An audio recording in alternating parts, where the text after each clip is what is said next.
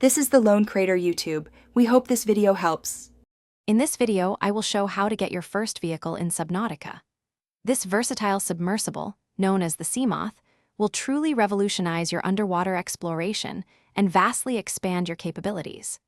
We will go through each crucial step, from finding the initial blueprints to assembling your very own personal submarine. Prepare to dive much deeper and discover more of Planet 4546 Bravo's mysteries, making your journey significantly easier. To begin your journey, you will first need a scanner. Crafting this essential tool only requires one battery and one piece of titanium. Once you have your scanner ready, venture into the grassy plateaus or explore the wreckage scattered around the safe shallows. Keep a keen eye out for Seamoth fragments. You will need to scan a total of 3 unique pieces to unlock the complete blueprint. This crucial first step paves the way for deeper exploration. The mobile vehicle bay is your next critical objective. You must find and scan 3 separate mobile vehicle bay fragments, often found near the wrecks in the safe shallows, to unlock its blueprint.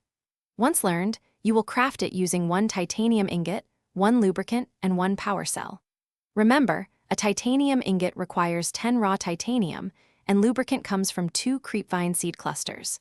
A power cell needs 2 batteries and 1 silicone rubber. Now it is time to gather the specific materials for your Seamoth itself. You will need 1 titanium ingot, 1 piece of lead, 2 pieces of glass, and 1 power cell. Titanium ingots are created by combining 10 raw titanium. Lead can be found inside shale outcrops in areas like the grassy plateaus. For glass, you will need 2 quartz crystals, widely available in the safe shallows. Finally, a power cell is crafted from 2 batteries and 1 silicone rubber. Thanks for watching. Consider subscribing if we helped you.